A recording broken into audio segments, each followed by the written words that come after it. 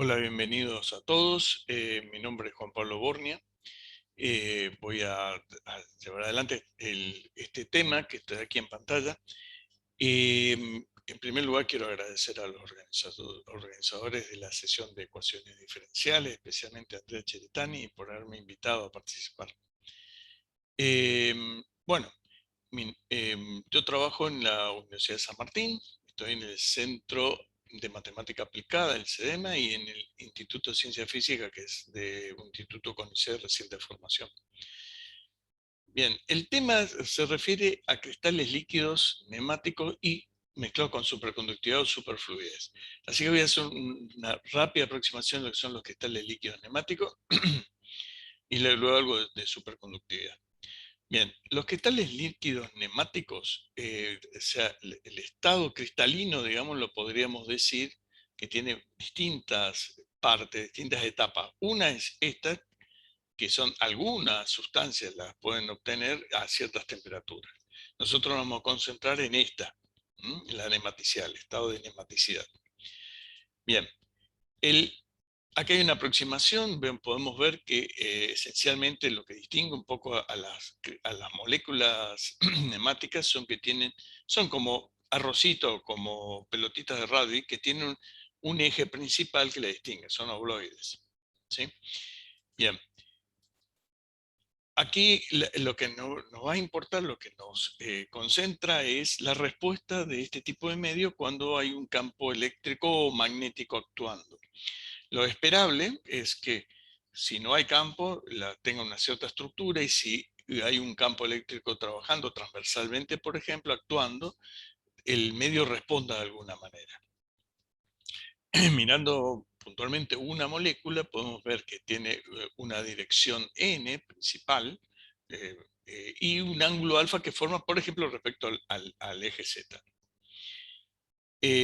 Cuando actúa un campo eléctrico, hay un vector de desplazamiento eléctrico que entra a accionar, que tiene que ver con el campo eléctrico y también con el tensor de permitividad eléctrica del medio. Estos tensores, normalmente, ahora vamos a explicarlo mejor, pero bueno, para describir esto hay que describir primero la energía libre del medio, del sistema. Y lo clásico es usar la energía elástica de Ossin-Frank, que tiene expresada en esta fórmula, que es un tensor de energía elástica. Y también vamos a tener que introducir la energía eléctrica o del campo eléctrico que estamos aplicando, que está relacionado, por supuesto, con el vector de desplazamiento.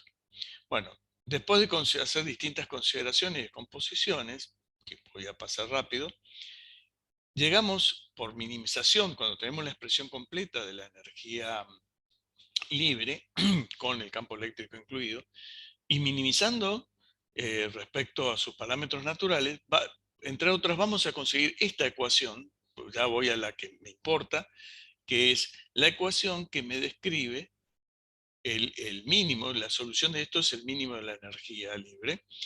Y fíjense que tiene la estructura de un oscilador no lineal en alfa, en el ángulo alfa. Justamente por ser solución de un oscilador no lineal, va a haber una cantidad mínima que tiene que estar aquí en este término, en este coeficiente, para que haya solución no trivial. Y eso es lo que da lugar a lo que se llaman los umbrales de Friedrich, o, bueno, dicho en criollo sería la intensidad mínima que tiene que tener el campo aplicado para vencer la energía elástica del medio, de los cristales, ¿sí? Si la energía, el campo eléctrico muy débil, no mueve nada. Eso es lo que está aquí descrito en esto, y esto fue muy somero, pero son los modelos de Santo, de Pechianti y Santo del año 2000, que hubo muchos trabajos posteriores, y entre ellos tenemos un aporte con Panayotaros de la Universidad de México, Diego Rial y Constanza Sánchez La Vega del Departamento de Matemáticas Exactas, en dos trabajos, el 2018 y 2020, donde hicimos mucho la matemática de todo esto.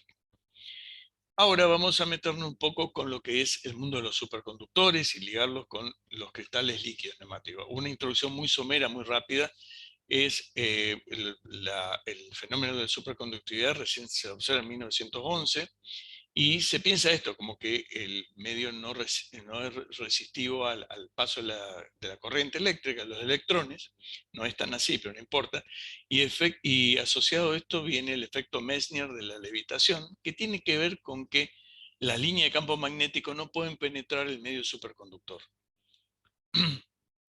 Las teorías que mejor explican la superconductividad viene en la teoría BCS de Barden, Cooper y Schiffer de los años 50, del lado americano, que tienen que ver con la interacción fonón-electrón y la formación de pares de Cooper, que hay una cierta deformación del espacio, de la estructura cristalina, eso da lugar a una métrica distinta. Gimbus Landau, del lado de la Unión Soviética, hicieron una formulación más macroscópica y más fenomenológica, formularon la energía libre, que es la que vamos a usar, y nosotros vamos a usar más de este lado, y voy a decir por qué, de dónde viene un poco eso. Más recientemente, en el año 2012, hay trabajos que hablan de sustancias, de compuestos, que son esencialmente óxidos de cobre que que tienen propiedades superconductoras y nemáticas, porque uno ve acá las moléculas. Entonces, hacia el año 2016, el físico argentino radicado en Río de Janeiro, Barchi, propone mezclar esto y estudiar qué pasa con los defectos topológicos dentro de un medio superconductor y nemático. Los defectos topológicos son vorticidad y declinaciones. Declinaciones son como erizos, o sea que tengo cristalitos, arrocitos, son como erizos. Pero lo más importante, a mi parecer, es que dan la formulación de la energía libre, que usan lo de Gimbel Landau y lo mezclan con lo de Ossin-Frank, y hay términos de acople que son importantes. Y otros en donde aparece también el campo magnético, aunque después lo desprecian. Porque ellos lo desprecian por esto, porque hablan de que están en el bull superconductor. O sea, piensan que están adentro, muy adentro del superconductor, entonces el campo magnético realmente no penetra. Lo dicen al revés, dicen estoy en un medio infinito, no acotado, y es lo mismo en el fondo, ¿no? Pero bueno, eso es como un escenario de superfluidez, aunque ellos no lo digan. ¿Está? Bien, en esto vamos a distinguir lo que se llama el parámetro de orden superfluido, que tiene esta estructura, el parámetro de orden nemático, que tiene esta misma estructura, muy parecida, pero con una pequeña diferencia, que hay un 2. Este 2 tiene que ver con que los cristales, justamente, al tener una forma obloide, si el n apunta para allá o apunta para allá, da lo mismo. Entonces, gracias a eso es que aparece este 2 y va a ser fundamental en nuestro desarrollo. Ahora, y también A es el campo magnético es B, pero tiene un potencial magnético que da al campo, que es el rotor del potencial magnético del campo magnético. La formulación dada por Barchi dada por Barchi de la energía libre es esta que se ve aquí, que ahora en una versión un poco más simple, la voy a explicar un poquito mejor, que es un poco lo que trabajamos nosotros. Suponiendo que el A es 0, queda mucho más claro. Tengo aquí un primer término que es totalmente debido a la condición superconductora o superfluida. Este punto. Esto es Ossin-Frank. Y esto es el acople entre ambos porque el n depende del alfa. ¿Está bien?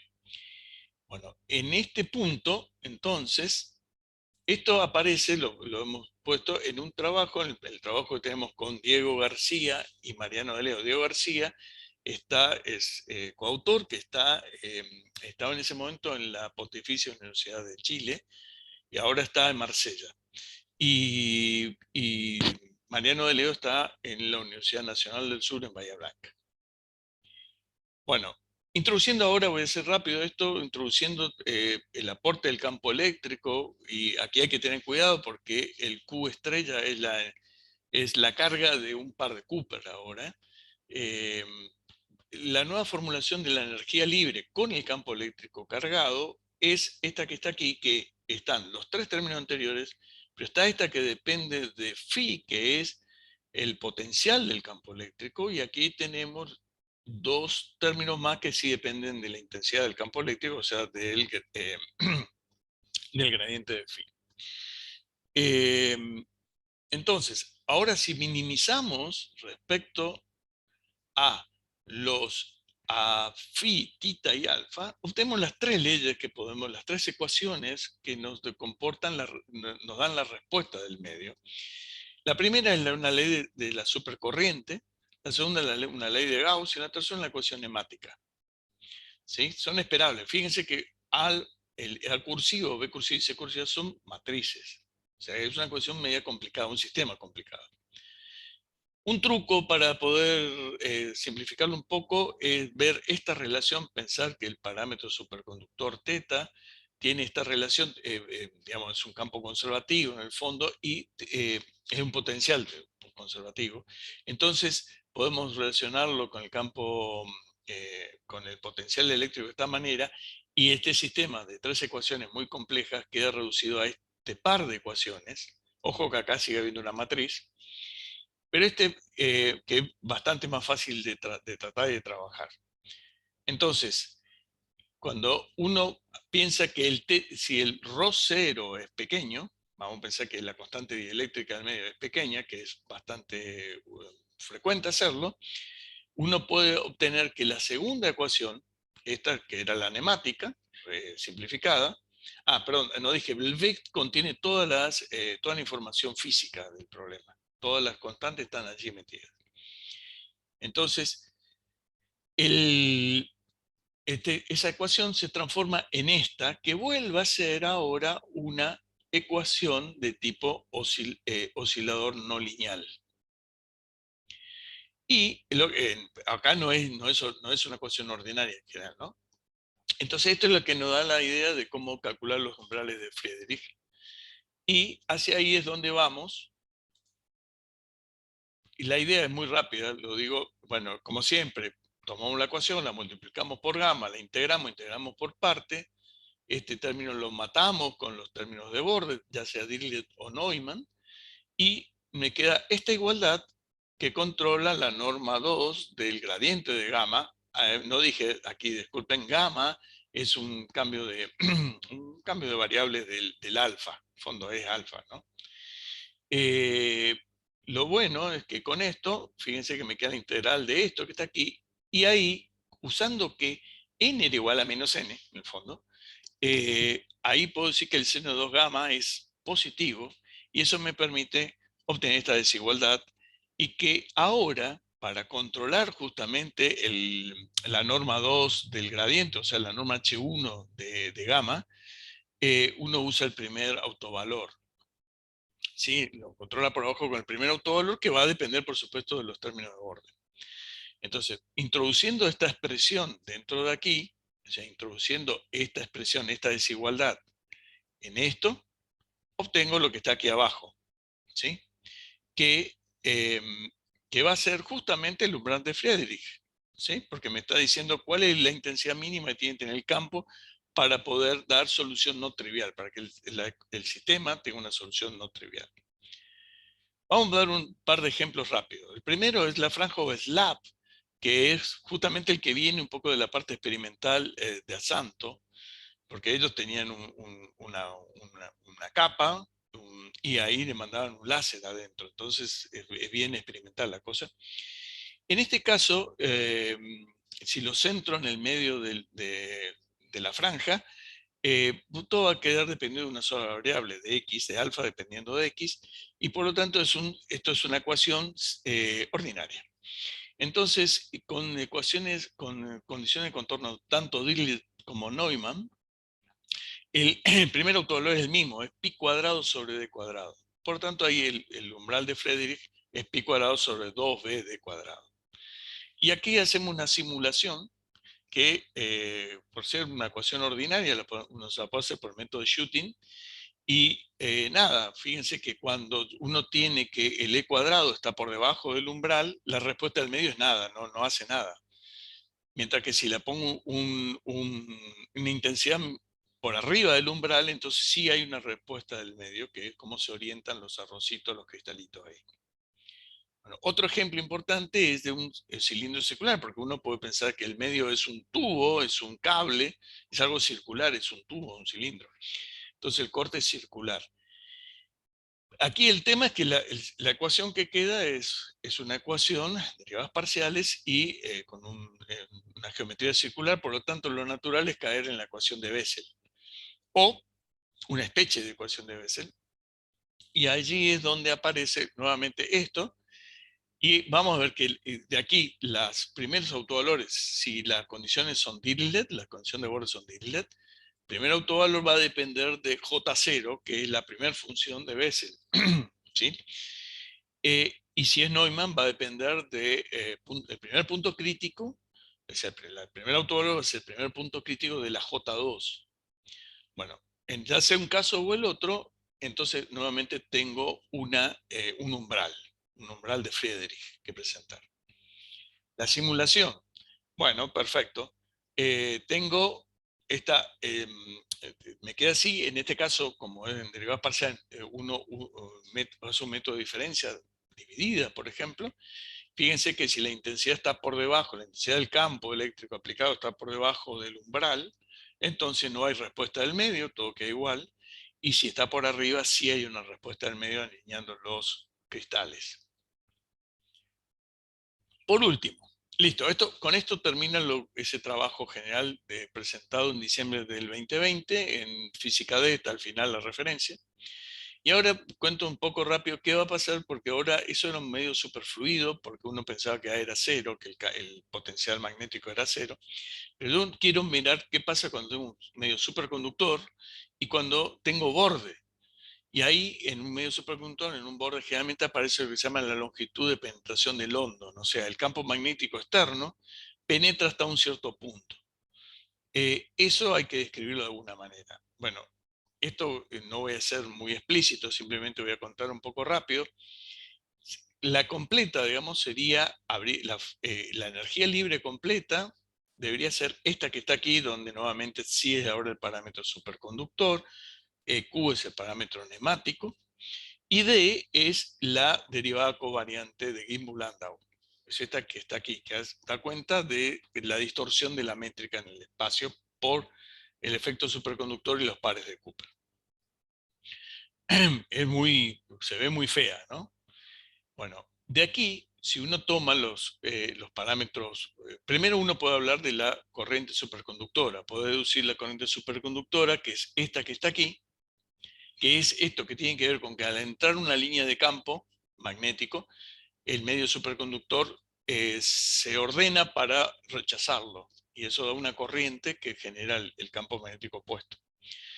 Bueno, pero eso sale en realidad al deducir la ley de Ampère, que es la minimización de esta energía libre espantosa respecto de A, del potencial magnético. Y da esto que está aquí. La escritura es esta. Ahora, cuando minimizo respecto al parámetro superconductor psi, obtengo esta ecuación de Gross-Pitaevsky, que tiene esta expresión elegante, que es como en forma de divergencia, porque estoy escribiéndolo con la derivada covariante. Si la escribimos en las derivadas normales, es mucho más fea. Y también tenemos la ecuación de Gross-Pitaevsky con un mínimo, minimizando respecto al parámetro neumático, que es esto que está aquí, y cuando minimizo respecto al parámetro de la fase neumática alfa, me da esto que está aquí. Esto en realidad después en los casos que importan se muere todo y lo único que queda es que el laplaciano de alfa es cero. O sea, quedan funciones armónicas. Bueno, resumiendo, ¿cómo uno sale de esto para poder trabajar con esas cuatro ecuaciones complicadísimas? Bueno, uno tiene que ver escenarios un poco más fáciles. Por ejemplo, el superconductor perfecto, que está muy dentro del bulk, eso fue lo que hizo Barchi, aunque no le interesaba con el campo eléctrico. Pero eso no es muy real porque nos interesa el borde. Entonces, esto hay que descartarlo. Y el otro es introducir vórtices cuantizados, que también es algo esperable, es algo que sucede, algo bastante tradicional dentro de esta teoría, la teoría de superconductividad. Y eso nos va a permitir que la ley de Ampère devenga en una ecuación de London, y en ella va a aparecer justamente esas longitudes de penetración de London, eh, que van a depender en este caso de la parte neumática. Bueno, eso hasta ahí y está todo por hacerse. Bien, estas son la referencia, la cual cité antes. Y también, bueno, primero, muchas gracias por la atención. Y segundo, tengo una versión un poco más larga de este mismo video, si fue muy rápido, que dura 50 minutos. Esta es la dirección de YouTube, que pueden mirarla. Y cualquier cosa también me pueden contactar al mail. Muchas gracias por su atención.